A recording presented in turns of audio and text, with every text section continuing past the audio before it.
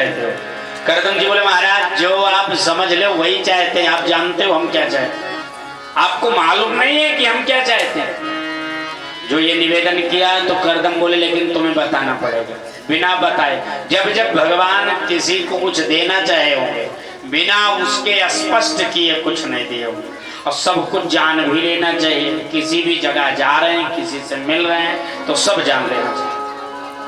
हमारे पंडित जी दामदाता हैं, उधर बैठे हुए हैं भगवती महाचंडी के। आज सुबह सुबह या कल मिले थे तो बोले महाराज एक प्रश्न था आपसे कि हम लोग आएंगे तो हमको कुछ व्यवस्था मिलेगी यज्ञवा में, है ना?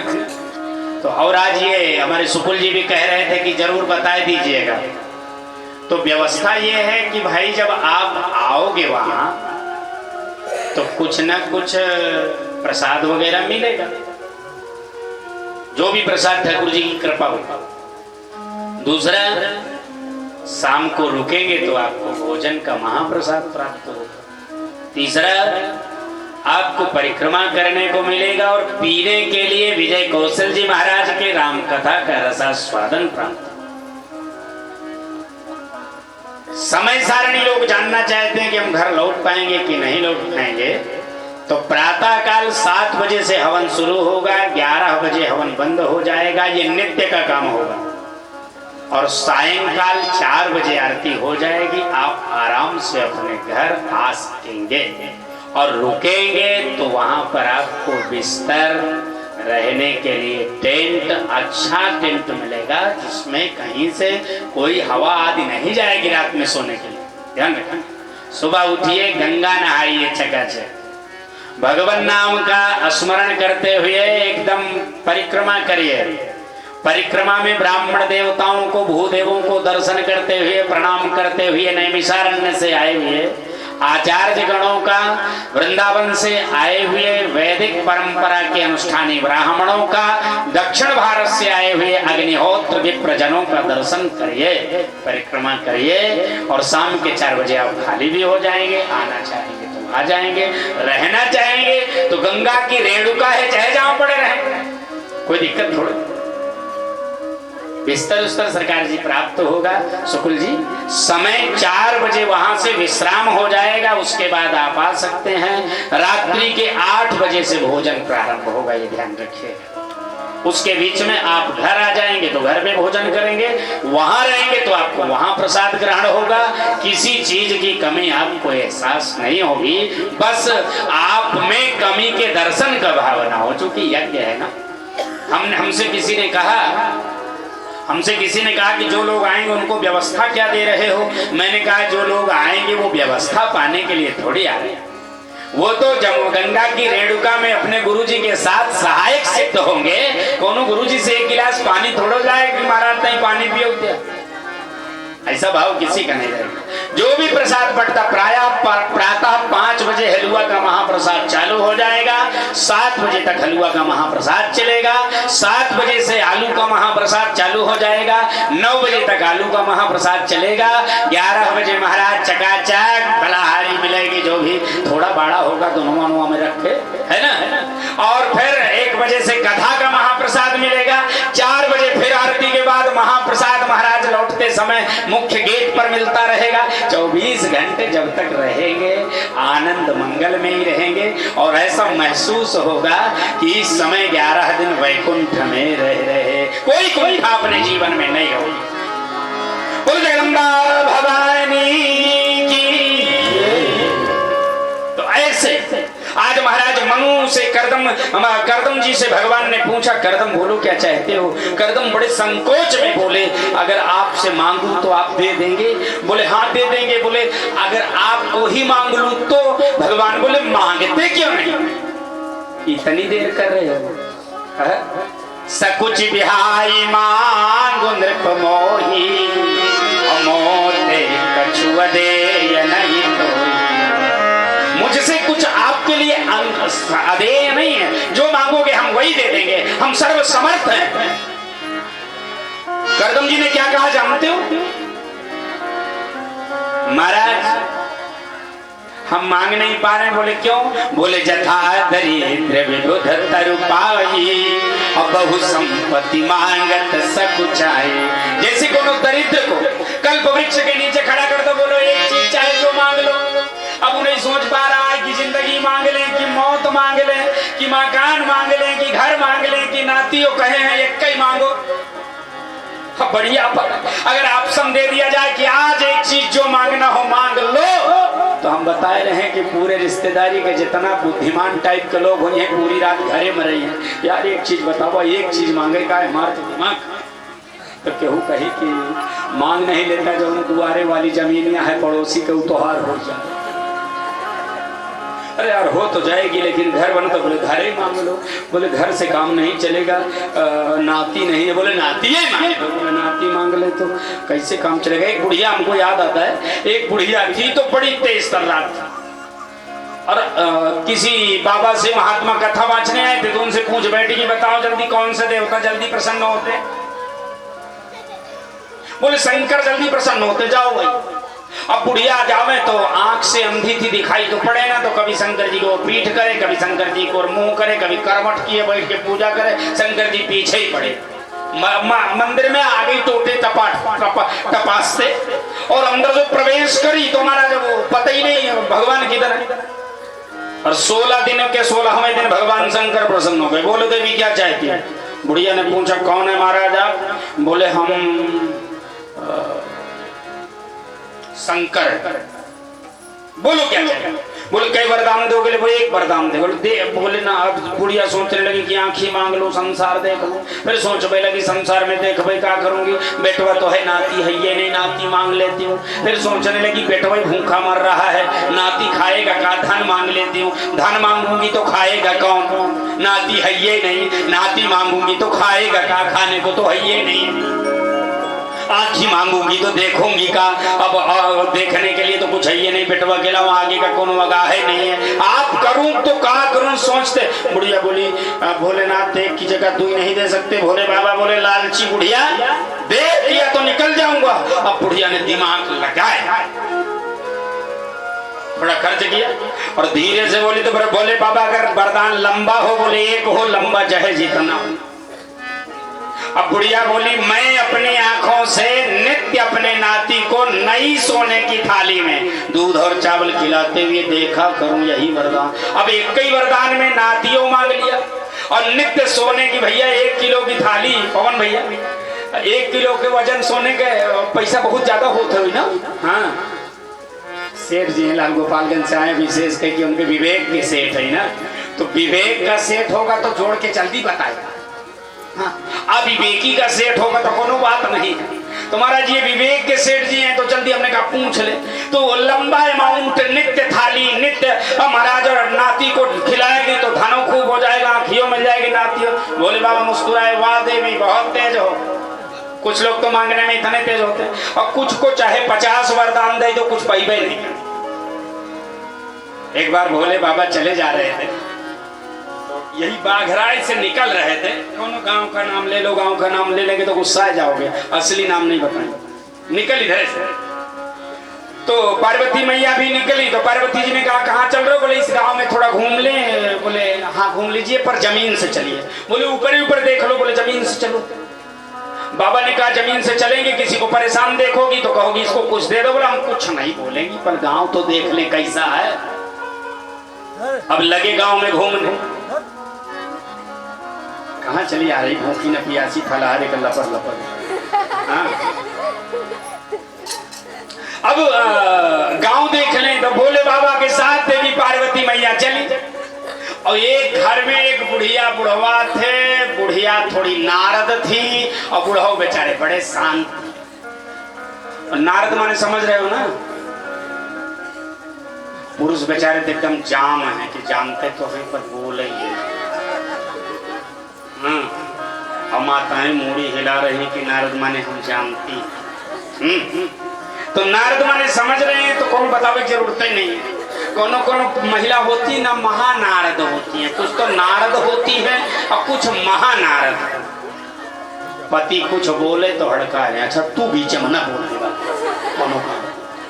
हाँ कोई आ गया कुछ पूछने के लिए, पति चले, हम बताइए। तो पत्नी ने इशारा किया आंख से, तू कहाँ बीच में लुपट कर चला जा।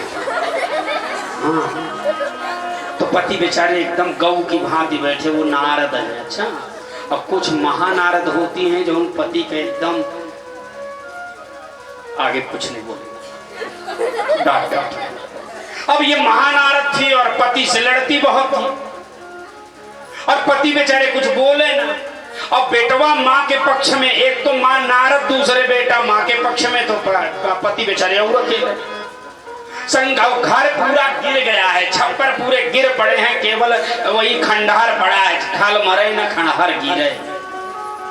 और उसी आंगन में टपाटप रात्र के 8 बजे कुट लड़ाई। पार्वती जी ने पूछा, इनके घर में देख लेते हैं, अंधेरे में लड़ाई हो रही है, दीपकों का इंतजाम नहीं है। बोले इनकी चाल है, बोले कुछ दे देते, बोले देंगे तो ये ले ही नहीं पाएंगे, ऐसे अधार्मिक हैं, इनको कुछ देना भी चाहेंगे तो ये ले नहीं पाएंगे। अरे पार्वती बोली आपको देने नहीं, दुनिया भर की नौटंकी मत किया करो। शंकर जी बोले उसी तरीके तुम भी बोलो। बोले नहीं वो बात नहीं है, दे दे तो अच्छा। अब शंकर जी बोले अच्छा चलो, अगर ना लिए, बोले नहीं लिए तो लौट जाना। शंकर जी पहुंचे, अंदर प्रवेश किए, भाई कौन को लड़ रहे हो? तो पत्नी बोली कौन है? हम शंकर पार्वती हैं, वरदान देने आए हैं, घर का जो मालिक हो एक वरदान ले ले। अब पति उठे बेचारे, संभले कि अब आज तो कम से कम हमारे चली जाए। तब तक पत्नी ने इशारा किया कि और का हो मालिक रहा कि तू ही वरदान ही ले में बड़का मालिक बना। हाँ मालिक हम ही की। अब बड़ा विवाद, तो पार्वती जी ने शंकर जी के चिकोटी काटा। शंकर जी बोले क्या बात है? बोले वरदान देने आए हो कि युद्ध कराना? बोले क्या हुआ? बोले 3 वरदान नहीं देते। बोले तीनों देंगे तो भी नहीं लेंगे, कुछ नहीं पाओगे। बोले 3 दीजिए। बोले हम 3 वरदान दे रहे हैं और एक एक करके मांग लो, सबसे पहले जो घर का मुखिया हो मांग लो।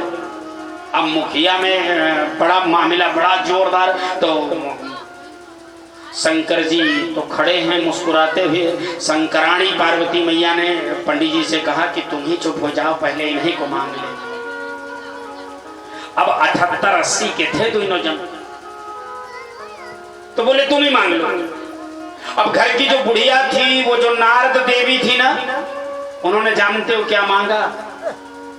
घर की जो बूढ़ी थी उन्होंने मांगा, महाराज मैं 16 साल की सोडसी हो जाऊं, आशीर्वाद दिया हो जाऊं। अभी 80 साल से 16 साल की हो गई तो पंडित जी और घबराए, बाप रे बुढ़ाई में हमारी जागत कर रखी थी, अब सोडसी हो गई तो हमें तो कूट ही जाए। ये तो सोडसी हो। पति से पूछा आपको क्या चाहिए पंडित जी? पति ने कहा ये गूंगी और बहिरी हो जाए बस, हमारी सुने ना, अपनी कहे ना। मस्त। अब बेटे से पूछा क्या चाहिए, तो बेटा सोचा माता जी तो अच्छा गूंगी बहरी हो गई, इससे अच्छा तो पहले ही रही। तो बोला बेटे को, बोला क्या चाहिए? बेटा बोला माता जी जैसे पहले थी वैसे फिर हो जाए। शंकर जी बोले 3 वरदान दिया, चले अब? पार्वती जी बोली अब हाथ एक दो एक ही में सब मांग लिया बुढ़िया माई ने, और ये कहे कि 3-3 वरदान पा रहे हैं फिर भी छौछिया रहे हैं। शंकर जी बोले चले? बोले जय भगवान की। मतलब कर्म में जो लिखा है ना, कर्म प्रधान, जो ब्रह्मा जी ने लिख दिया है वो शंकर चाहे तो नहीं दे सकते, ये ध्यान रखिएगा। आज करदम जी से भगवान बोलते हैं मांगते क्यों नहीं? बोले जथा दरिद्र विबुध तरु पाई, बहु संपत्ति मांगत संचाई। महाराज मुझे कुछ नहीं चाहिए, हम कल्प वृक्ष के नीचे खड़े हैं पर हमको संकोच हो रहा है। बोले हमारे लिए कुछ अधेय नहीं है, बोलो जल्दी। करदम जी ने क्या कहा? तुम ही देते अति सुगम गोसाई, बड़ी प्यारी चौपाई है। तुम ही देते अति सुगम गोसाई, अगम लागे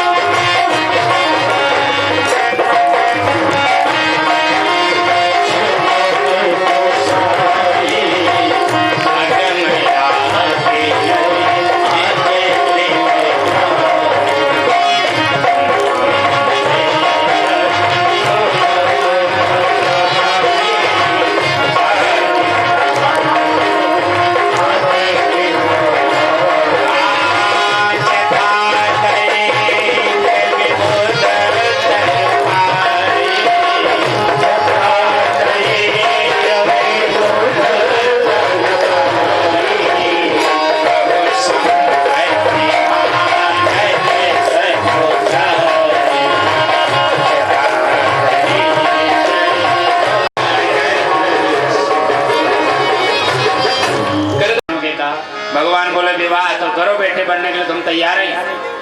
अब बिना विवाह के तो बेटे होंगे नहीं, विवाह करो। बोले महाराज हमसे विवाह है कौन करेगा? बोले परसों देखवार आएंगे, विवाह हो जाएगा, तैयार रहना, ना करो। भगवान तो अंतर ध्यान हो गए आशीर्वाद दे करके। और इधर तीसरे दिवस में विमान पर देवहूति को लिए वर खोजते हुए उबे थे मनु महाराज। और उबे हुए मनु महाराज ने इस महात्मा की ओर देखा। इनको पता है, अब पता लगेगा जब एकदम आ जाएगा। आज जब टीन का घी उतरने लगा हो मिश्रा जी मनसा पूर्वा वाले, तब पता लगा कि कसो भैया हाँ तिलक है लंडुआ पे, समझे? तो अब तिलक आजकल विवाह तय होता है बाजार में, बाघराय में कोनो के दुकान पर। मुझे देखा जाता हमारे घरे जी है, हमारे अड़ोसी पड़ोसी दुश्मनी बहुत दिया है हमारा, और नहीं पता लग आया तो भड़काई दे। और देखवार आ जाए तो पहले के देखवार आते थे तो पहले बड़ा चमाचम मामला, पानी उनी दमारे, झाड़ू लगाए, एकदम 2-4 पाई इधर उधर बिछी और 3-4 कुर्सी, 3-4 रकम रखी और एक छोटी सी थाली में, पहले की भाषा में उसको टाठी है कह दीजिए, समझे? एक तरफ चूना पोता रहेगा इतना, एक जगत का छोटकई डिब्बा रहेगा कि डिब्बी, एक कटनी का एक टुकड़ा कत्था, 2 पान हरियर एकदम चमाचम पानी में भीगा हुआ। और तब एक हुआ कस भैया आज देखवार, और देखवार आ भर जाए, आ देखवार आ जाए जब जौन ताम झाम फिर हा बत कही हो। और इधर इनके यहाँ देखवार आने हैं, इनको पता है। तो ये भी बेचारे थोड़ी दूर में साफ सफाई जंगल में तो रहते थे, तो 3 आसन बनाए थे कि देखवार आएंगे तो बैठा देंगे। और आए देखवार तो मनु महाराज ऊपर से बोले इनसे करोगी विवाह? गुस्सा में बोले थे कि बाबा बैरागी इनसे कहाँ करेगी। और जो इन महात्मा को देखा, अहो तेज ब्राह्मणाना विप्र प्रसादात धरणी धरोहम विप्र प्रसादा कमला बरोहम। हे ब्राह्मण देव, भूदेव से करोगी, इनसे विवाह करोगी, तपस्वी हो। और इनको जो देखा तो नयन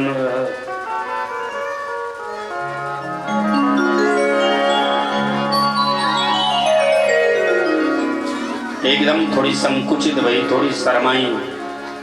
मैया ने निवेदन किया, इशारा किया, हाँ ठीक, बड़े मान। तो नीचे विमान आ गया हो, और जो नीचे विमान आया तो उतर गए तीनों लोग। अब जरा ध्यान से सुनिए। एक आसन मनु महाराज को महात्मा बैठे, अपनी सास शत्रुपा को दे दिया। पहले से ही मालूम है विवाह होना, ये कन्या बैठ जाए, देवी को कहा। पर देवी बड़ी शीलवती थी।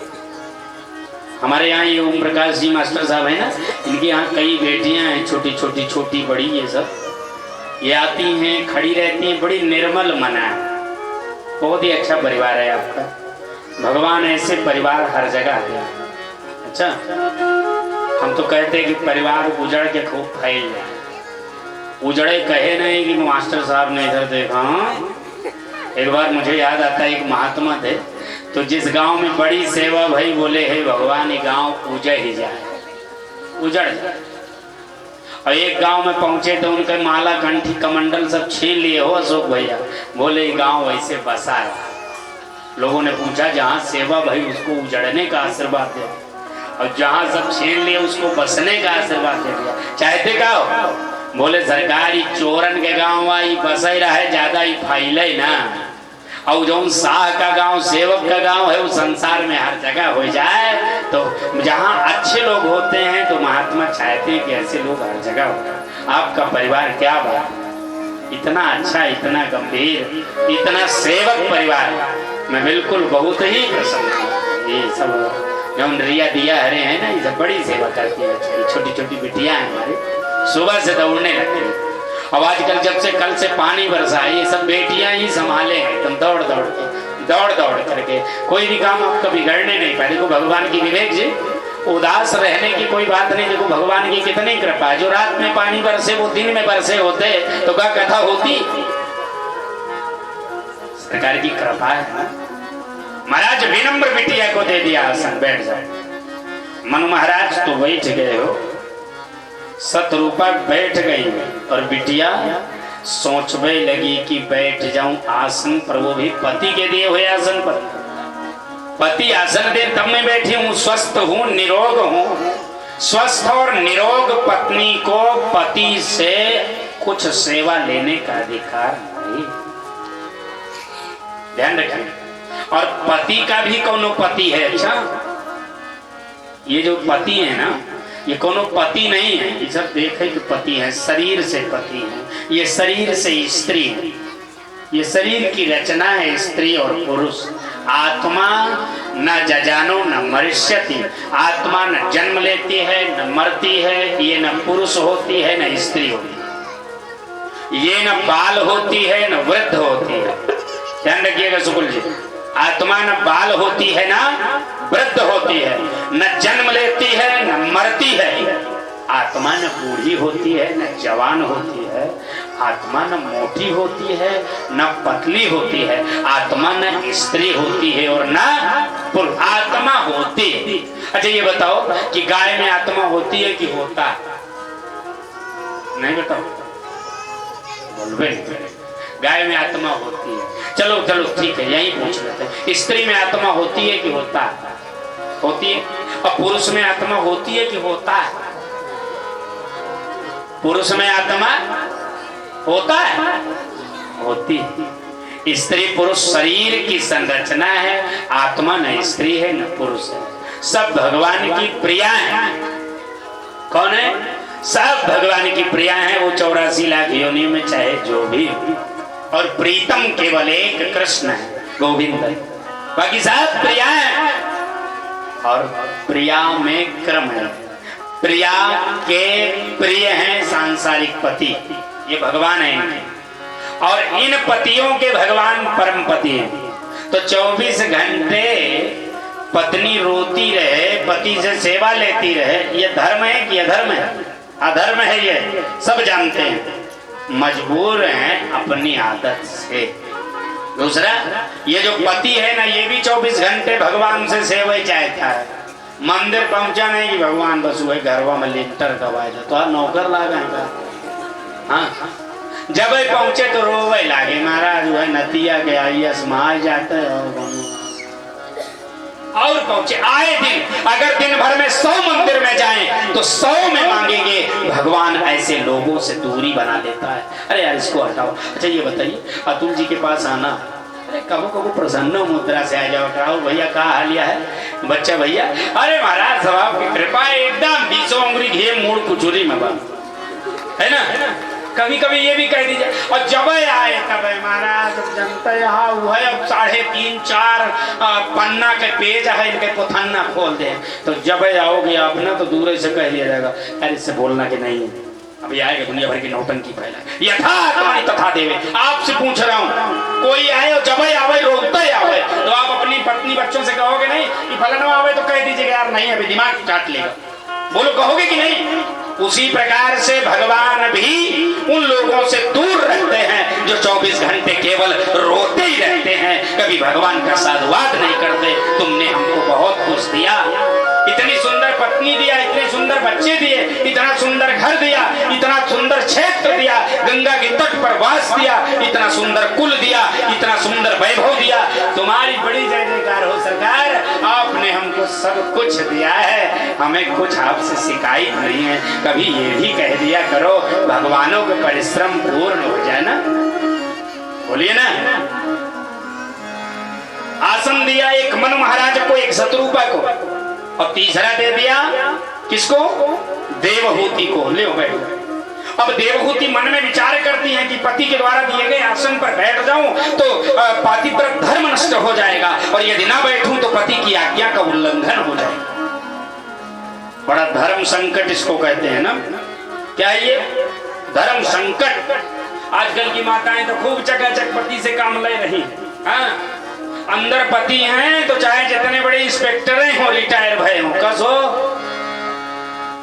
कहाँ? हाँ अंदर है, क्या बात है? बोले आवे लागे तई मचिया उठाए या नहीं, हाथ झूला वो चलाओ। अब मचिया ले आके दे हैं, तब देवी जी बैठी हैं। जब तक शरीर में सामर्थ्य है, नाराज नहीं होगी माताएं, जब तक शरीर में सामर्थ्य है और जब तक जीवन में कोई विशेष परिस्थिति ना पड़े, तब तक स्त्री को पुरुष से और पुरुष को परम पुरुष से गुहार नहीं लगानी चाहिए। जब काम ना चले, जब लाचार हो जाए सब तरफ से कि अब कुछ नहीं होगा, तब जाके कभी मंदिर में नित्य जा रहे थे, एकाध दिन बता दें। और बताना नहीं पड़ेगा, उदास होके जाओगे तो वो जान लेंगे कि आज सेवक कुछ उदास है, वो खुद ही सेवा में लग जाएंगे। हो मोर मनोरथ जानहु के बसहु सदा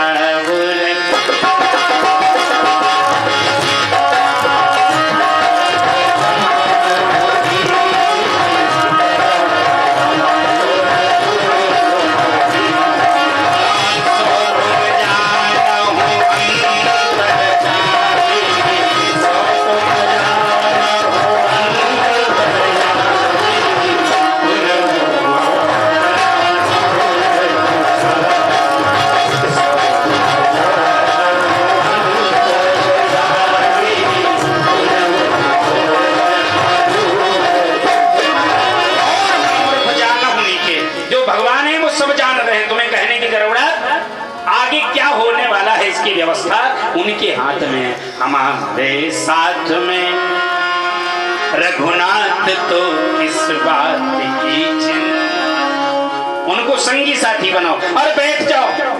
जो बैठने के लिए बोला तो विस्मृत हो गई, विसूर रही हैं, बड़े विस्मय अंत हैं, कैसे किया जाए? बैठ जाऊं तो पति के द्वारा दिए आसन पर पातिव्रत धर्म नष्ट हो जाए, और ना बैठूं तो पति की आज्ञा का उल्लंघन हो। इतने में दोबारा बोल दिया, बैठ लो नहीं, बैठ जाएं। कैसे धर्म की रक्षा करें और पति की वाणी का भी सम्मान करें। कितना प्यारा उदाहरण है। बिल्कुल बैठ गई जमीन में और हाथ उठा के रख दिया आसन पर।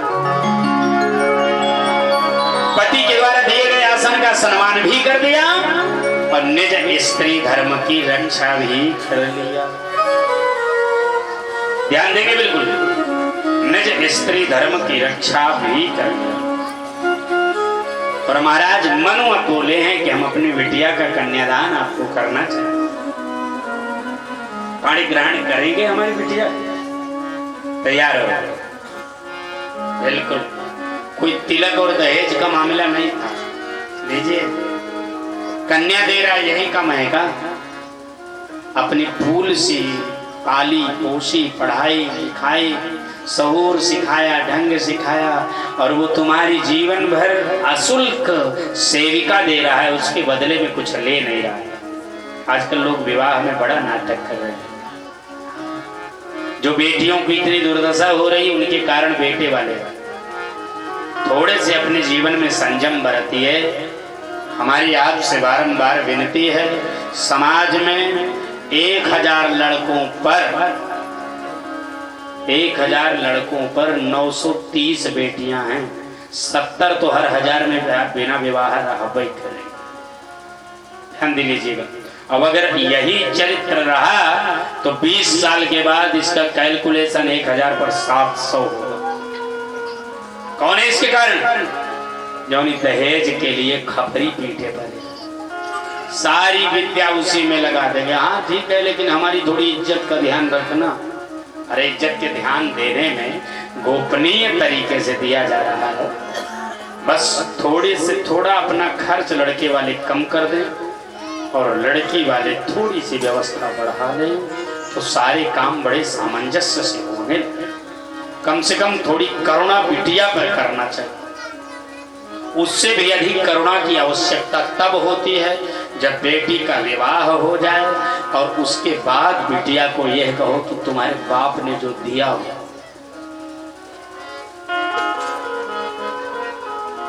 आपको मालूम है, यहाँ थोड़ा सा 2 मिनट विषय से हटके बोलना।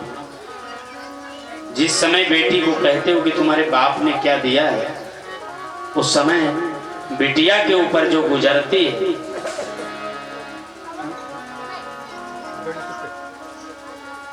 बेटी घर से निकल जाती है तो सब कुछ चला जाता है।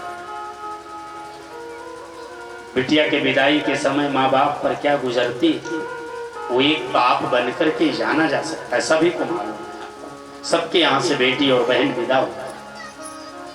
बड़ा से बड़ा पुरुष भी चाहता है कि बिटिया विदा हो तो हम कहीं छिप जाएं, हम ना मिले। शक्ति आती है, प्रसन्नता आती है और लक्ष्मी।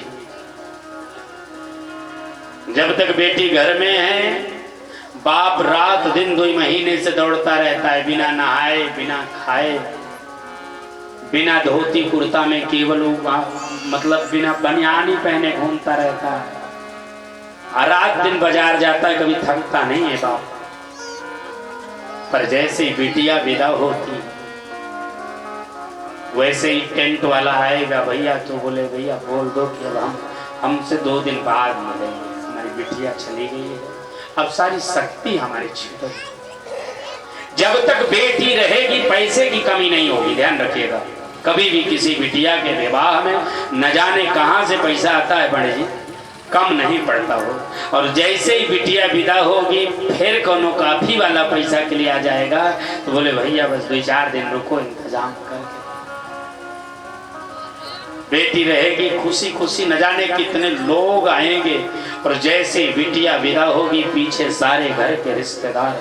अब अच्छा नहीं लग रहा यार, न जाने क्या बात है कि अब मन नहीं लग रहा है, चल। बिटिया के विदाई में, बिटिया को दान करते समय बड़े बड़े महापुरुष भी अपने धैर्य को खो बैठते। श्री अभिलोक धीरता भागी, रहे कहावत परम विरागी। बहुत रोए हैं जनक बिटिया की विदाई।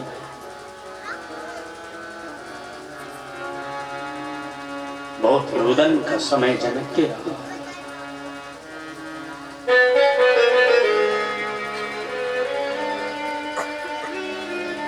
बेटी होती है ना, सबका कहा सुनती है। वो मैं अपना तेरी में नहीं रहती, हमारा है, मालूम है कि थोड़े दिन रहना है, फिर चली जाऊंगी तो 4-6 महीने में कभी आऊंगा, तो कभी किसी से कहे तो दुश्मनी में, बहुत ज्यादा समय हमारा नहीं आ रहा है।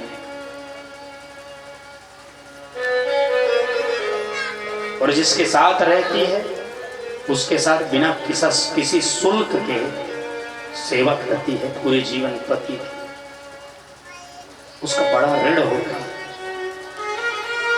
बेटी का बहुत, पत्नी का बहुत ऋण जीवन में होगा। पूरे जीवन बिना किसी तनख्वाह के, कोई उसकी इच्छा नहीं है कि उसका तुम्हारा खेत उसके नाम हो जाए, तुम्हारा घर उसके नाम हो जाए, तुम्हारे बच्चे का नाम उसके नाम से जुड़ जाए। वो कुछ नहीं चाहती, बस केवल आपको चाहती है। आप जैसे प्रसन्न रहो वही करना चाहती है।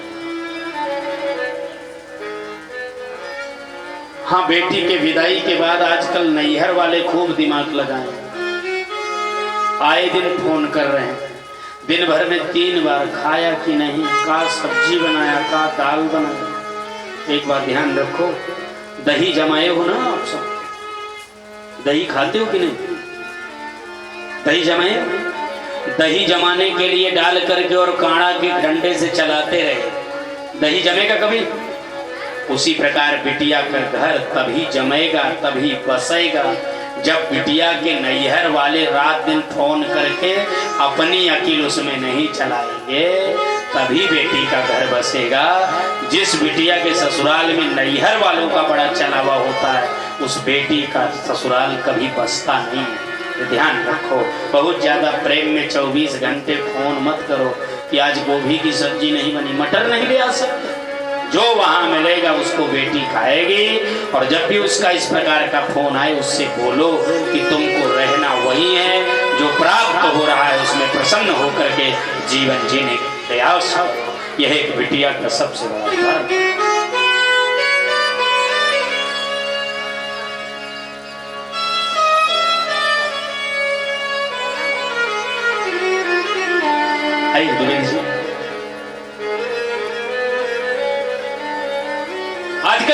विदा होने लगेगी तो माताएं बड़ी तेज हो गई है ना, ये जो बैठी है ना, यहाँ वाली को नहीं कह रहा हूं, नहीं यहाँ वाली गुस्सा हो गई, बड़ी तेज हो गई। अगर गौने थोने में ना बताई तो पठौनी में चलते चलते काने में बैठते बैठते अंदर कह देगी कि अब की जाए तो चूल्हा अलगिया ले, अच्छा साथे ना रहे।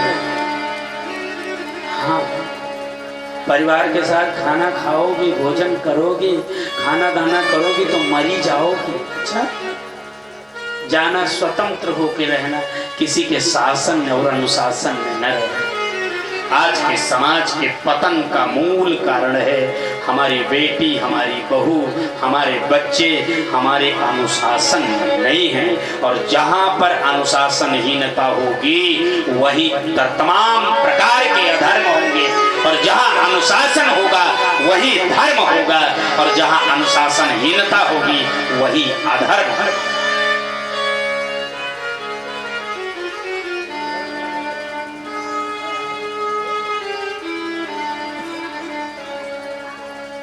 बेटिया का पाणी ग्रहण इनको करा दिया, और ये पाणी ग्रहण किए।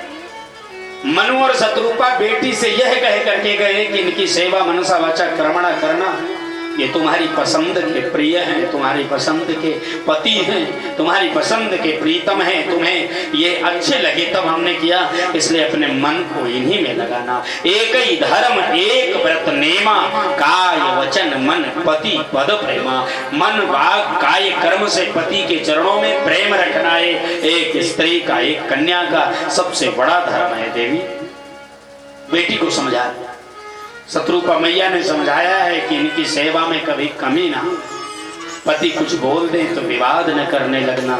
आजकल अगर पति फेस आए हैं तो पत्नी टू फेस हो जाती है। तो घर में फेस टू फेस हुआ नहीं कि सारे बल्ब उड़े नहीं। अब कोनो इंजीनियर आएगा फिर जोड़ के जाएगा, 2 दिन में फिर फेस टू फेस किए बैठे। ये समाज में बड़ी विडंबना है। आए दिन कोई किसी से कम नहीं है, दोनों में एक दूसरे का सम्मान का भाव होना चाहिए। अगर पति कहीं नाराज है तो पत्नी थोड़ी शांत है। पत्नी ही कहीं नाराज हो गई है, किसी बात को लेकर के थोड़ा गुस्से में है, तो पति ही उसको थोड़ी देर नॉर्मल हो जाने दें। बहुत ज्यादा आपस में कोई प्रेस्टीज नहीं होता। जो पत्नी पति से जीत जाती है उसको ना तो कोनो परमवीर चक्र मिला है, और जो पति पत्नी को बार बार मार के डांट के बिल्कुल मुहबंद खाए रखे उनको न कोनो राष्ट्रपति पद से अलंकृत किया गया। ये दोनों के सामंजस्य का प्रेम है। पति पत्नी एक दूसरे के अनन्योनासिक संबंधी होते हैं। ध्यान रखना, एक दूसरे के देह में एक दूसरे के प्राण बसा करते हैं। और विशेष बात कहूंगा, जब इन दोनों में एक नहीं रहता है तब एक को एक की कीमत पता होती है कि आज अगर वो होती या आज अगर वो होते तो हम कम से कम बैठ के बात तो कर सकते। तरुणाई में, जवानी में, युवावस्था में पत्नी को पति की, पति को पत्नी की उतनी आवश्यकता नहीं है जितनी 80 साल की उम्र में एक दूसरे, जब कोई बोलने वाला नहीं है, एक दूसरे से बैठ के बात करें, धर्म की चर्चा करें, बैठे बैठे भगवान नाम का संकीर्तन करें। यह आवश्यकता जीवन में बहुत अधिक पड़ती है, और इसके लिए एक सामंजस्य की विशेष जरूरत पड़ा है। दोनों हाथ पकड़ा दिया और महाराज चले गए मनु और शत्रुपा। और मैया जी हमारी देवहूति सायंकाल पूजा की सामग्री तैयार की थी, और पूजा करके उठे तो भोजन बगल में रखा था, करके उठे तो बिस्तर लगा था लेट। प्रातः काल उठे तो धोती, लंगोटी, मुखारी, कमंडल, दंड रखा है, लेकर के स्नान करने चले गए। लौट के आए तो ठाकुर जी के पास तुलसी दल, दुर्वा, पत्र, पुष्प रखा है, पूजा में बैठ गए। उठे फलाहार, सायंकाल भोजन, प्रातः काल स्नान, दिन में पूजा, शाम के भोजन, दोपहर में फलाहार। समय लगे कटने 1 महीना, 2 महीना, 4 महीना पति ने पत्नी का स्मरण किया नहीं, और पत्नी सामने आई। पति संध्या में है, पति जप में है ना, इसलिए पति को पत्नी को डिस्टर्ब नहीं करना। पतना त्रायते इति पत्न्याः, जो पतन होने से बचा ले वही पत्नी है। और पतना त्रायते धर्म जो जेते इति धर्म पत्न्याः। पत्नी वो है जो कभी कभी यह कह दे कि का इतने व्यस्त हो गए हो कि आजकल भगवान को पूजा करने का भी फुर्सत नहीं आपको। ये पत्नी का जीवन। पत्नी वो नहीं, वही नारद है जो माला चल रहा है बीच में वो ले आए के चाय रख दिया और धीरे से बोल दिया कि अब एक कप पी लिया नहीं, बाद में ना गर्म होगा। अब बताइए माला में ध्यान लगेगा कि चाय में? अब माला खींचो खींच, और कहीं जब अब पकड़ना चाहे कि सुमेरनी कहाँ है अंदाज नहीं, तो सुमेरनी चेन्नई में मिलेगी इस समय। और ये देवी जी कह के गई हैं कि अब चाय नहीं गर्म हो। हाँ, आगे कान में बोल दी मटर आलू तलिया है खाए जा नहीं, ठंडा जाए तो फिर हमका ना कहे हम दोबारा ना एक गर्म। और माला जपा यही नारद वाली है। अच्छा, इनको नारद कहते हैं। ध्यान रखिएगा, अगर घर में पति धर्म कर रहा है तो पत्नी का कर्तव्य है कि वो उसके साथ धर्म में सहायक हो। ये मैं नहीं कह रहा हूँ, ये कथा कह रही है कि 6 महीना हो गए पत्नी पति के सामने आई नहीं। जब इनको जरूरत पड़ेगी तो याद कर, मेरा काम सेवा का है, मैं कर रही हूँ। 1 वर्ष हो गए, 2 वर्ष, 10 वर्ष, 20 वर्ष, 50, 70, 80, 90, 92, 97, 99, 100 वर्ष बीत गए। कार्तिक पूर्णिमा का समय है, सायंकाल दीपक जल रहा है और आज कार्तिक पूर्णिमा पर करदम जी कुछ भगवान के बारे में लिखना चाहते हैं। उठाए लेखनी, अपने बिस्तर पर लगे लिखने। कांति ही सीता, बड़ा प्यारा श्लोक है। कांति ही सीता मृषति निंदित सारदे। हे शरद ऋतु के चमकते हुए चंद्रमा, कांति ही सीता मृषति, आपकी जो आने वाली रश्मियों की कांति है वो जीवन में जितनी उष्णता काम क्रोध लोभ मोह मद की है वो सबको ठंडा कर दे रही है। जीवन में जितनी गर्मी है वो आपकी कीर्ति से नष्ट हो रही। कांति ही सीता, क्या बात है, कितना अच्छा सुनते हैं। बहुत बहुत प्रणाम, आप देव तुल्य हो, ऐसे बिल्कुल बने रहिएगा हमारे साथ।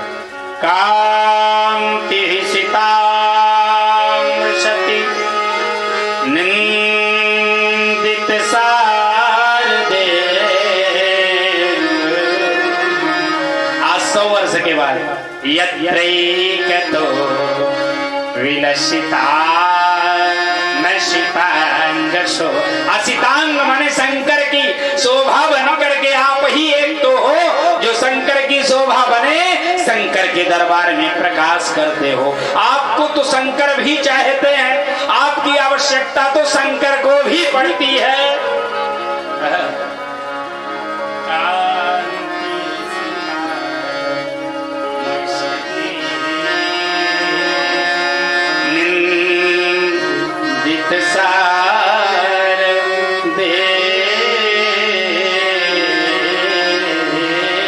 पूरे श्लोक को हृदय में जाने दीजिएगा।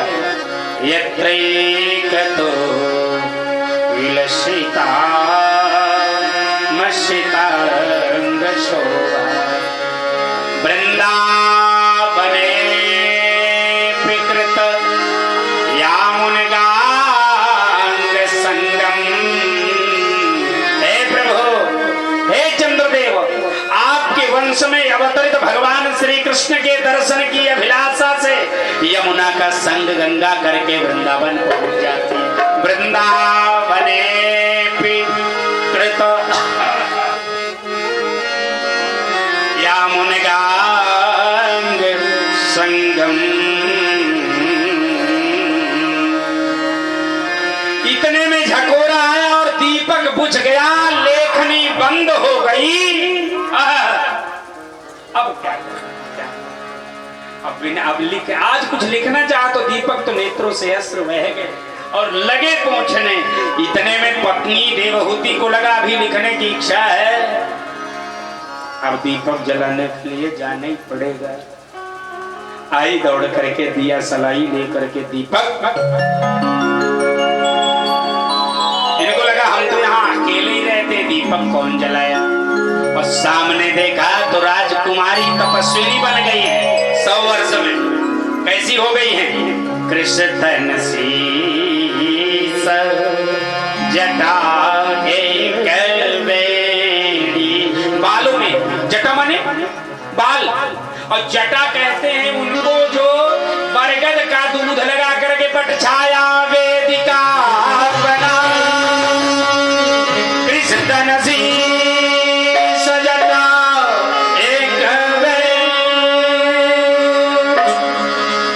अजपत हृदय रघुपति गोविंद। कृष्ण शरीर कैसा है? कृष्णकाय पूषा की भांति पतला हो गया।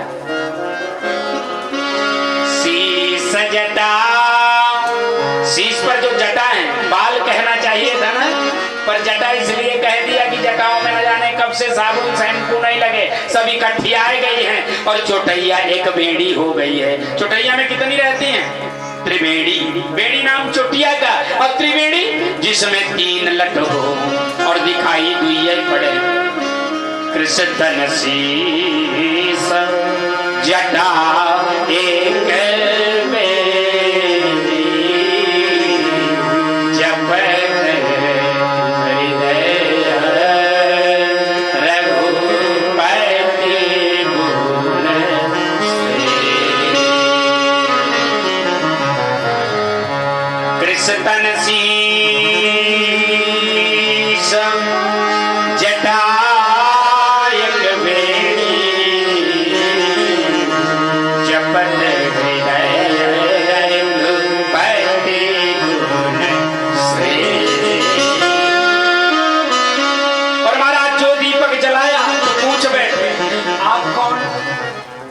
पति पत्नी से पूछे कि हमने पहचाना नहीं। तो पत्नी आजकल की होती तो क्या करती? जब उन्हें ढीला खपच्चा ईटा रखो तो वहां पे खोपड़ी पर दही मारती कि नहीं पहचान रहे तो ले लो हम ही। हाँ, पर नहीं, हमारी मैया ने निवेदन किया हमको पहचानते नहीं। आपको याद है आज के 100 वर्ष पहले हमारे पिताजी मनु महाराज आपको हमारा कन्यादान कर गए, पाणी ग्रहण करा गए।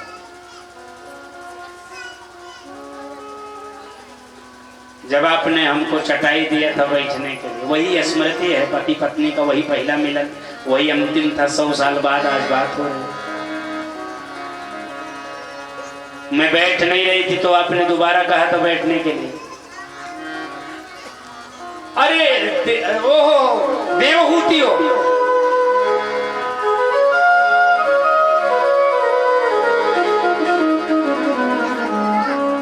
जी महाराज वही हो। अच्छा बैठ। अब श्लोक तो पहले पूरा कर ले। इस श्लोक में क्या लिखा था? चंद्रमा के बारे में लिखा था ना। कांति सिता मृषति निंदित शारदेन्दुर यत्रैकतो विलसिता मसितांग शोभा। और आगे क्या लिखा था? तीसरी लाइन, वृंदावने विकृत यामुन गांग संगम।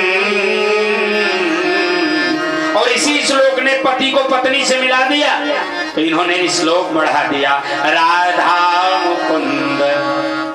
लिखना मुकुंद अकेले के बारे में चाहते थे, पर श्लोक ने हमें सपत्नीक बनाया, तो हम अपने इष्ट को बिना सपत्नीक कैसे छोड़ें? लिख दिया राधा मुकुंद युगलम तदहं नमामि। राधा मुकुंद युगलम तदहं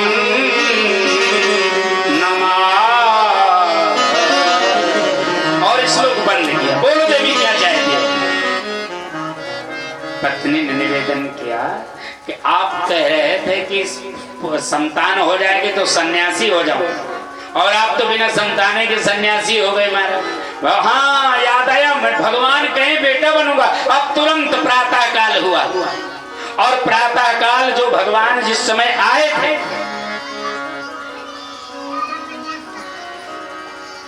भगवान जिस समय आए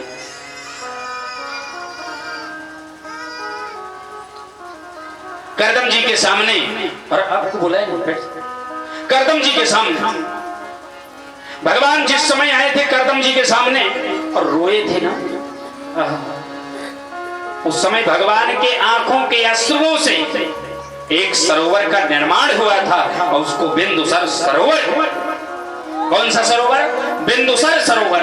और आज प्रातः काल निवेदन किया, जाओ इसमें स्नान करो। और जो स्नान करने गई तो जैसे 100 वर्ष पहले आई थी राजभवन से, ऐसी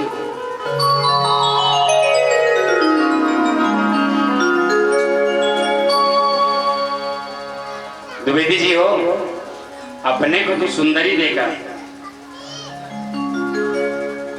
पर पति की ओर देखा तो नजरें झुक गए। आप तो साधु बने हो, आप तो दीनहीन हो, मुझे सुंदर क्यों बना? पत्नी को श्रृंगार का अधिकार तब है जब पति स्वस्थ हो, बीमार ना हो, बेड पर ना पड़े हो, पति दीनहीन ना हो, तभी पत्नी श्रृंगार करे। स्त्री का श्रृंगार पुरुष के लिए है और आपने हमें श्रृंगार युक्त तो बना दिया, पर मानो ये इशारों से कह रही हो कि आप तो अपना ध्यान ही नहीं दे। समझ गए महाराज? बड़ा मार्मिक प्रसंग है। भागवत का एक एक प्रसंग बहुत मार्मिक है राजन। और हम लोग तो भाई 388 नंबर की ये कथा चल रही है। 12 महीने एक ही काम है कथा करना, तो कहीं फंस गए तो ज्यादा समय लग गया, कहीं जल्दी भागे। ध्यान रखिएगा। इशारा किया, मानो आपकी क्या मनोदशा है, मनोदशा को पढ़ लिया और पहुंचे स्नान के, ये भी तरुण हो गए। आदेश किया, तुष्टो हमद्य। इस श्लोक पर ध्यान दीजिएगा। आज हम प्रसन्न हैं तुमसे। तुष्टो हमद्य तब, विवेक जी, तुष्टो हमद्य तब मान विमान दाया। तुष्टो हमद्य तब मान विमान दाया। आज तुम्हारी मानवता से, तुम्हारे मानवी गुण से, मानव वाले गुण से नहीं, तुम मानवी हो, मानव नहीं हो, मानवी मान दाया। मास्टर साहब, हमारे श्रीमान जेठूलाल जी से कह रहा हूँ, बहुत बड़े विज्ञ श्रोता है। तुष्ट हो, हमको 15 साल से सुन रहे हैं, थोड़े दिन से नहीं, कम से कम 15-16 साल हो गए इनके गांव में हमको कथा करते, और 16 साल से लगातार हमारा ख्याल है कि कम से कम 100 कथा तो हमारी ये सुनी डाले होंगे। तुष्टो हमद्य तब मान विमान दाया। शुश्रूषया परमया परया च भक्त्या। तेरी सेवा से, तेरी भक्ति से, तेरी परम सात्विक गुण से है मानवी, आज मैं तुझसे प्रिय प्रसन्न बहुत हूं। तो फिर क्या करोगे?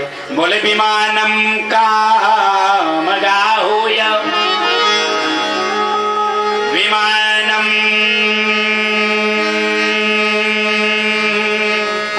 काम गाहूय।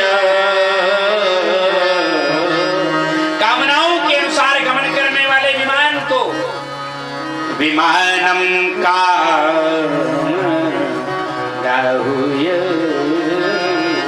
आहूय, आवाहन किया, आहूत किया, कामनाओं के अनुसार गमन करने वाले विमान को विमान आ गया, देवी चढ़ो। और जो चढ़ गए तो देवी कहाँ चलोगी? बोले महाराज बनारस देखने की इच्छा है, आंख मूंदो विमान बनारस चलो। और दूसरे पल आंख खोला तो बनारस सामने, विश्वनाथ भगवान सामने। बोल विश्वनाथ भगवान की सूचना स्थायी है, जिनके हाथ नीचे वही नरक में। बोल वृंदावन हरि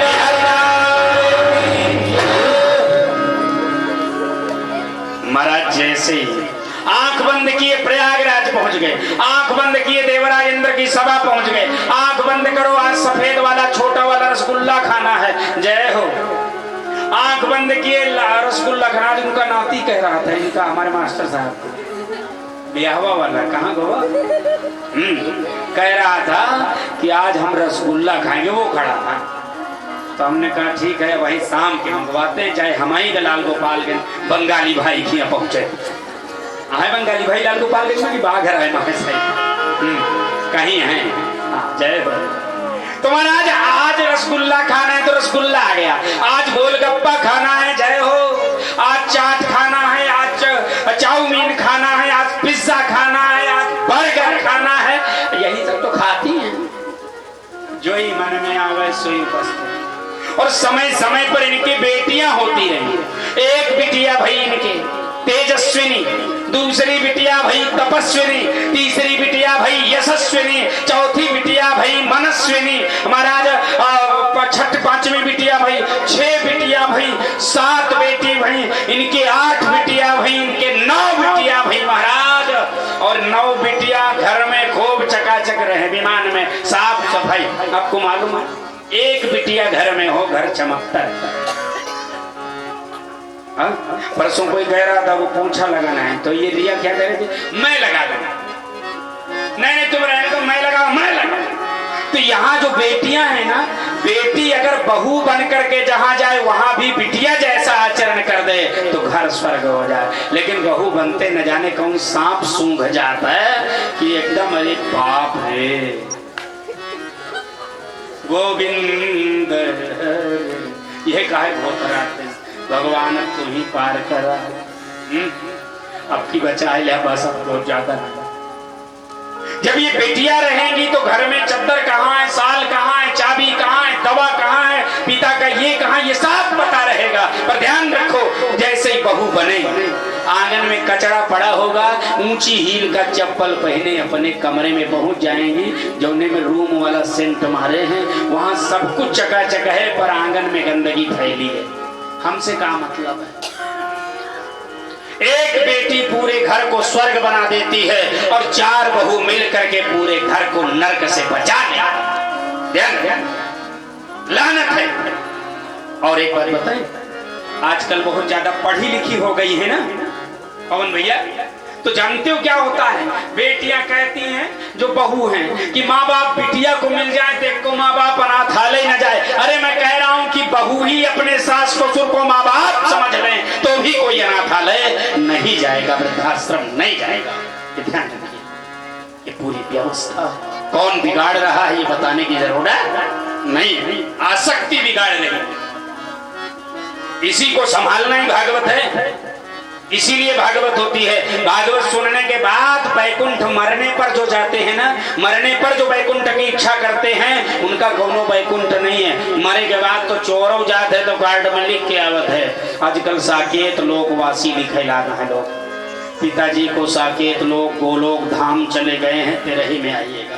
महाचांडाल हो वो गोलोक में मजा आता है। यहाँ तो प्रमाणित है कि आप कहाँ जाओगे, मरने के बाद तुम कहां जाओगे इसकी जरूरत नहीं है, जिंदा तुम कहां जा रहे हो सोचने की जरूरत यह है। जो जिंदा सन्मार्ग पर रहता है वो मरने के बाद वैकुंठ जाता है, और जो जिंदा कुमार्ग पर रहता है वो मरने के बाद नरक जाता है। ये नोट लो।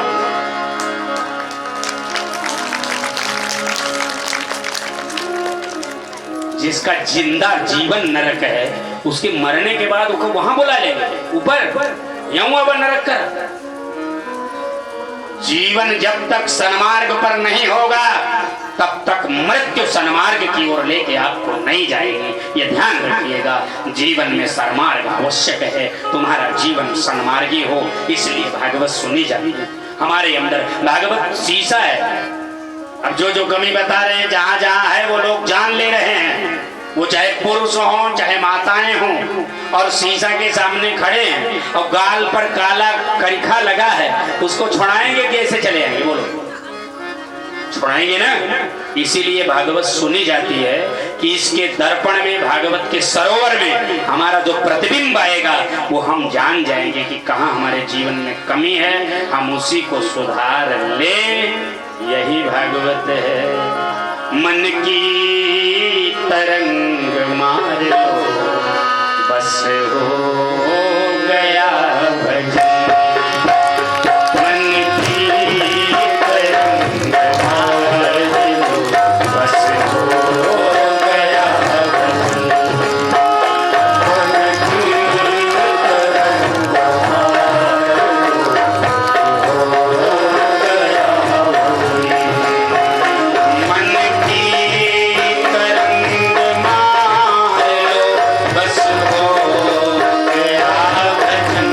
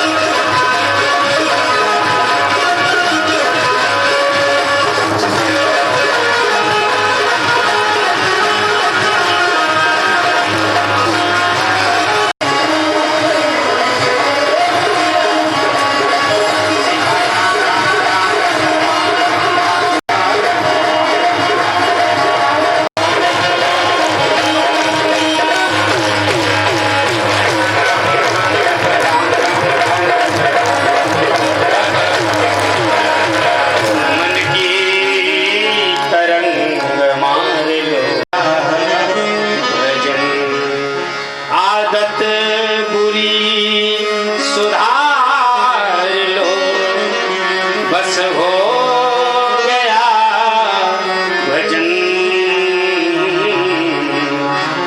आदत बुरी सुधार दो, बस हो गया भजन। आदत बुरी सुधार लो, बस हो गया। 9 बेटियां हैं और लड़के आते, ये हमको पोंछा नहीं लगा देती, ये कहती तुम्हारी कुछ कुचवा जैसी आंख है, ये कहती तेरी नाक टेढ़ी है, ये कहती है तेरे कान बड़े छोटे हैं, इसने हमको ये कर दिया। और माँ 9 बेटियों को पंचायत निपटाती रहती है, अरे बेटी ऐसे नहीं करना। और एक दिन करदम जी महाराज संध्या करके उठे थे, 9 बेटियां इकट्ठे कुछ कुछ कुछ कुछ करती चली। करदम जी बोले ये कौन है? बोले महाराज आपकी बिटियां हैं, 9 बिटियां।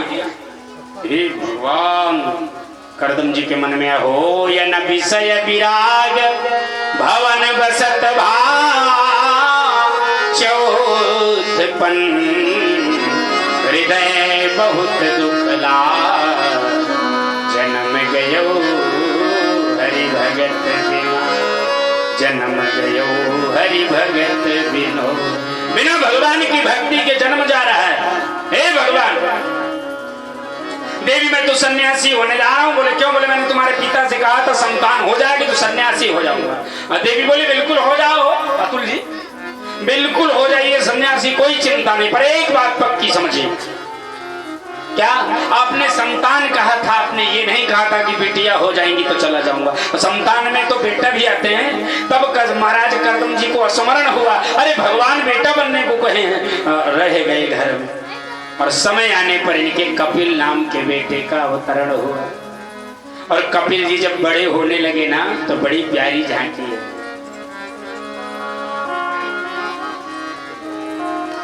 बहुत ही प्यारी झांकी कपिल की, बड़े सुंदर लगते हैं। एक तो बालक वैसे भी बड़े सुंदर होते हैं, और जब कपिल लटक रही है घुंघराली कंधे तक, 7 वर्ष के हो गए हैं, रात दिन माँ बाप को प्रसन्नता दे रहे हैं। और एक दिन कपिल को देखते ही इनके मन में वैराग्य जगा। किसके मन में? करदम जी के। कि कहा था विवाह के बाद सन्यासी हो जाऊंगा, विवाह हो गई, बेटवा बेटिया हो गई, तो मैं तो सन्यासी नहीं हो रहा हूं, मैं अपने वचन से विमुख हो रहा हूं। एक बात केवल ध्यान रखिए, जीवन में किसी को कोई भी वचन दीजिए तो लोग क्या कहेंगे इसकी चिंता मत करो। मैंने वचन दिया है, मैं नहीं पूरा करूंगा तो मेरा पुरुषत्व मुझे क्या कहेगा, चिंता इसकी। वचन बहुत समझ के हो, और वचन दे दिया जाए तो आगे पीछे ब्रेक डाउन नहीं लेना चाहिए। एक बार वचन हो गया तो वादे बिगड़ ना आए तो हम न मर गए, कहने को बात रह गई वो दिन गुजर गए।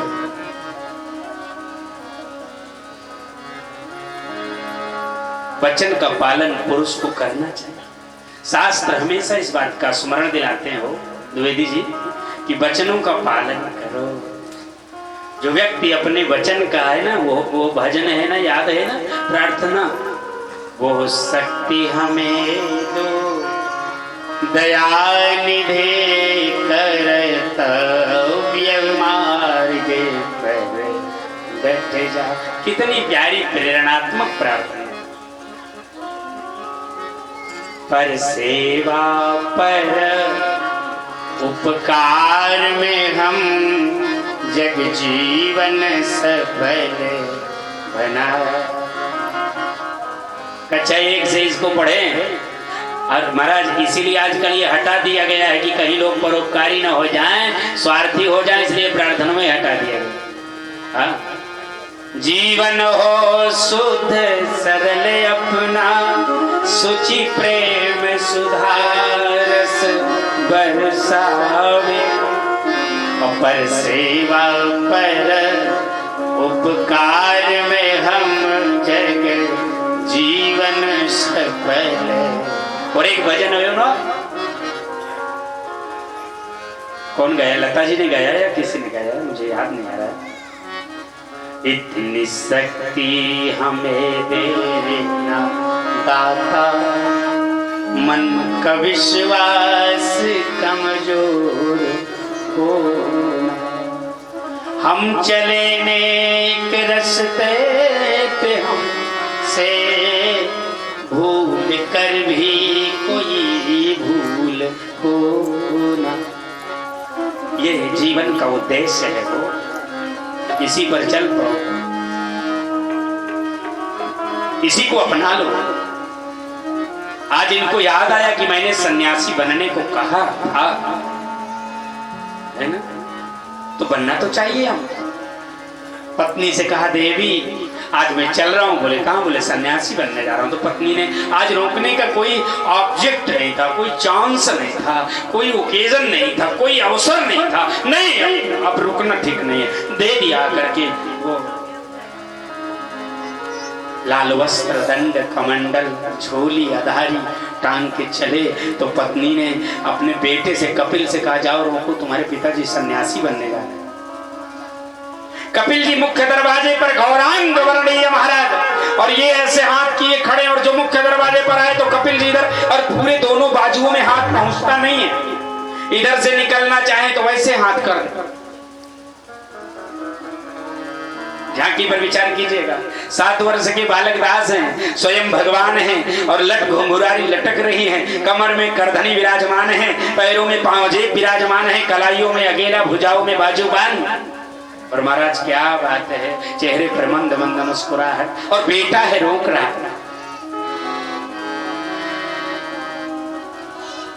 कहां जा रहे हो? हाँ? सन्यासी बनने जा रहा, नेत्रों से अश्रु बहने लगे, सन्यासी बनने जा रहा। कपिल जी ने कहा कि पिताजी आप जैसे श्रोताओं को सुनाने का मन करता है, बहुत कुछ सुनाने का मन करता है। हे पिताजी, सारा संसार जिनके लिए सन्यास ग्रहण करता है वही तुम्हारे घर में विद्यमान है, फिर अब सन्यासी बनने की क्या जरूरत पड़ेगी? संसार जिनके लिए सन्यास ग्रहण करता है वही तुम्हारे घर में विद्यमान है, अब सन्यासी की क्या जरूरत पड़ गई हो? पुत्र मोह बड़ा खराब होता है, बेटवा का मोह व्यास जैसे विद्वान को आसक्त कर देता है, दशरथ जैसे वेद के विदित दशरथ को भी पुत्र मोह में मरना पड़ता है।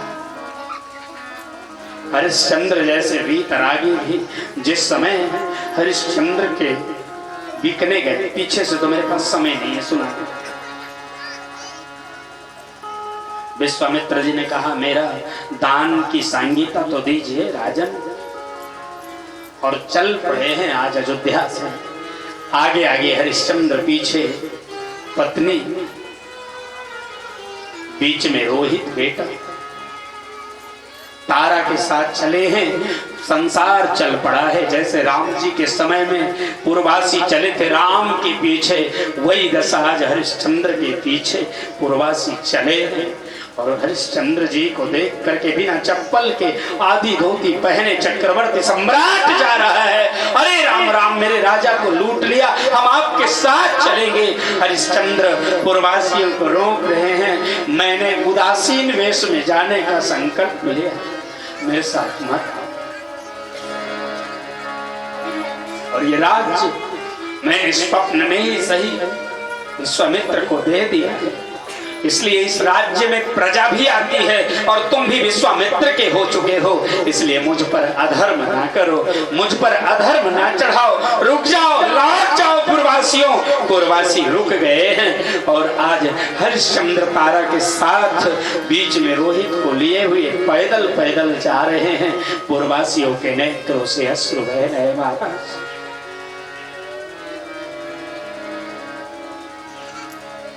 सारे समय एक जैसे नहीं होते। कभी भी ये नहीं सोचना चाहिए कि आज जो समय है ऐसा हमेशा रहे, पर किसी विषम परिस्थिति में और सम परिस्थिति में दोनों में अपनी वाणी की रक्षा करना ही एक पुरुष का श्रेष्ठ धर्म है।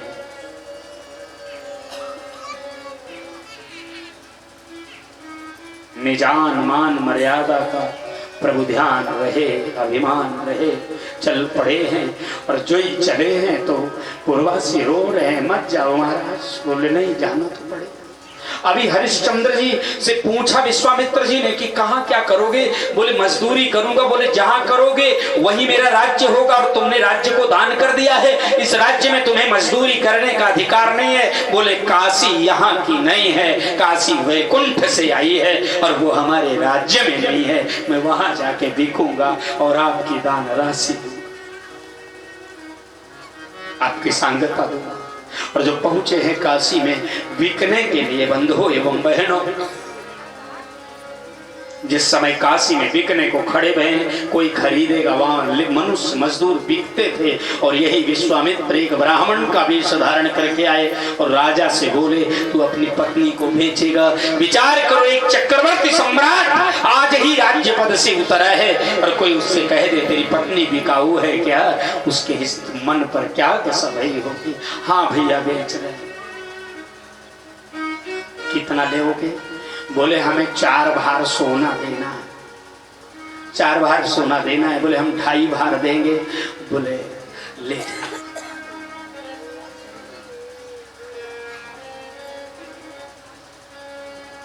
और वो बाल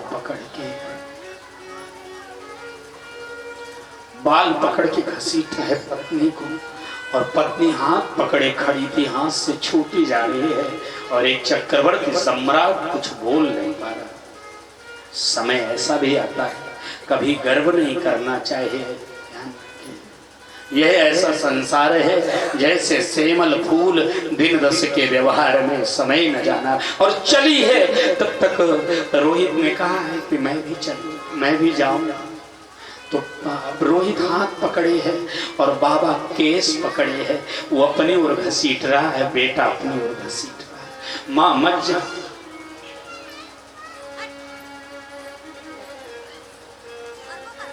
माँ ने कहा है कि मेरे बेटे को ले चलोगे क्या? बोले दूंगा, कुछ नहीं, इसका 1 रुपए। बोले भोजन? बोले भोजन भी नहीं दूंगा। तो बोली हम अपने में से दे देंगे।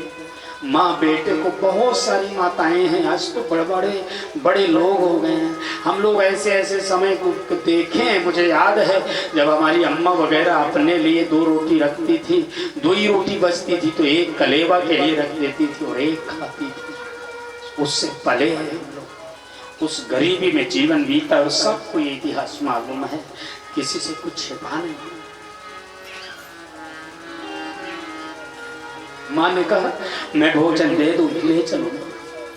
और ले करके आए हैं। और इस तरह में हरिश्चंद्र जी को खरीदने के लिए तो डोम आया है।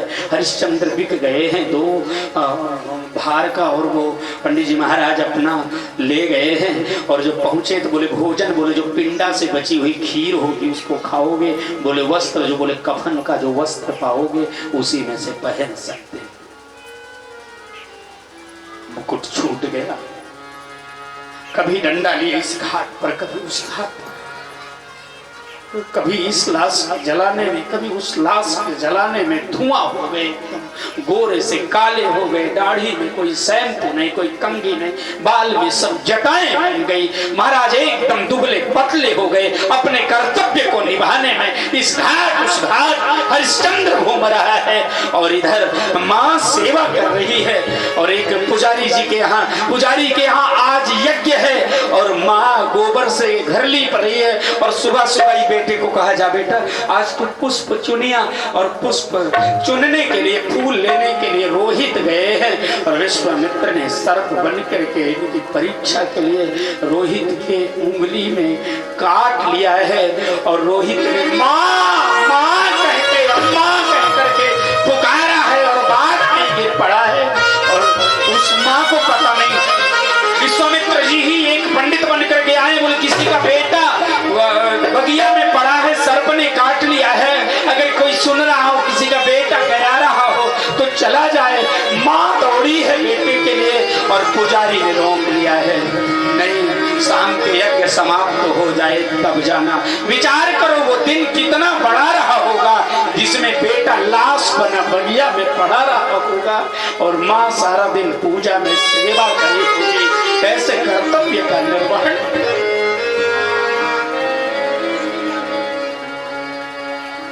शाम का समय, बोले जल्दी जाओ उसको प्रवाह के, जल्दी आ, मुझे रात में भी पूजा करनी है। और पहुंची, भैया, लल्ला, बेटा, रोहित, अरे भैया, अरे बेटा कह करके वक्ष से लगा, एक बार बोल दो, एक बार ये तो बता दो कि तुम्हारे पिता को क्या बताऊंगी। वो तो सोच रहे होंगे कि बेटा बड़ा हो रहा होगा। और लाश को कंधे पर रख करके बंधुओं एवं बहनों हरिश्चंद्र के घाट पर आई है और रोने लगी है।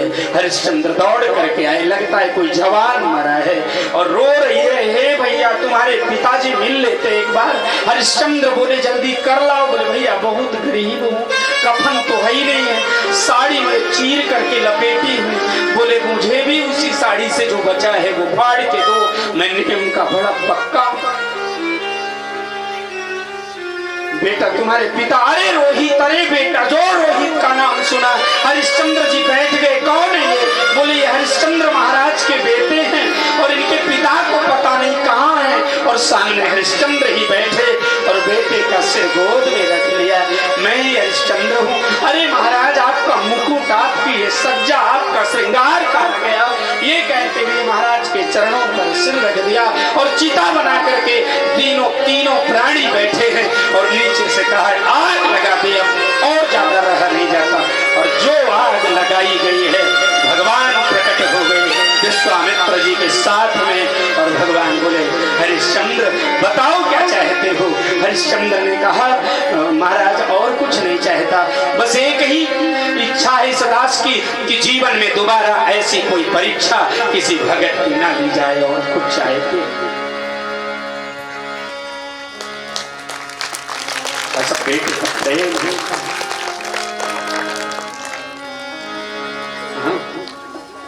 बच्चा भैया, ये बेटे का पुत्र का स्नेह है, बेटे का स्नेह है। और आज महाराज कपिल जी रोक रहे हैं, मत जाओ, कहाँ जा रहे हो? जिसके लिए पूरा संसार सन्यासी होता है वही तुम्हारे घर में विद्यमान है, तो अब कहाँ जा रहे हो? करदम जी ने निवेदन, करदम जी ने निवेदन,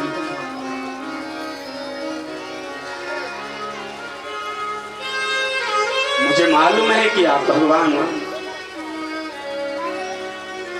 मुझे ये पता है कि आप भगवान हो, पर एक बात पक्की सुनो कि कहीं तुम्हारे साथ रहने में मुझे अपने सानिध्य का अहंकार न हो जाए, इसलिए मुझे जाने दो। और यदि कुछ कृपा करना चाहते हो तो यही कृपा करो कि हम हमेशा आपको याद करते रहें। कपिल जी ने आशीर्वाद दिया है और करदम जी अपने मार्ग की ओर गए हैं। और माँ ने कपिल से कई प्रश्न पूछे हैं संतों की सभा के बारे में, उसका उत्तर दिया है। और आगे के दिव्य प्रसंग में मनु महाराज के दो बेटे हैं जिसमें प्रियव्रत और उत्तानपाद हैं। उत्तानपाद के ध्रुव नाम के भय हैं और ध्रुव जी ने 5 माह में तपस्या करके भगवान को प्रसन्न करके अपने सामने खड़ा कर दिया है। और अंतिम समय में गंगा के तट ध्रुव के सामने विमान आया और विमान पर रथारूढ़ होकर के ध्रुव जी महाराज वैकुंठ को जा रहे हैं। आगे की कथा कल होगी। 3 दिन बचे हैं, भगवान के भजनों का आनंद लेते हैं, आरती करेंगे। 1 से 5 कथा का समय है। मैं 1 बजे बिल्कुल आ जाता हूँ, 1 बजने में 2 मिनट पहले आता हूँ और 5 बजे छोड़ना भी इसलिए जरूरी है कि ठंडी का समय है, आप सब समय से जाएं। दूसरा विषय यह है कि आप सुनते बहुत अच्छा हो, अपने साथ थोड़ी संख्या और बढ़ाओ, बहुत ही अच्छा सुनते हो। आपके श्रोतव्य पद्धति को बहुत बारंबार प्रणाम करता हूँ। ऐसे वीर श्रोताओं को हृदय से प्रणाम करता हूँ। और आप सब आने वाले कल में अपने साथ 2-2 लोगों को और लेके आए। कल भगवान का जन्मोत्सव है, प्रेम पूर्वक कथा का आनंद कर लेंगे। और अगर कहीं से कोई त्रुटि हो रही हो तो उसके लिए बारंबार क्षमा प्रार्थी रहूँगा। जीवन है तेरे हवाले।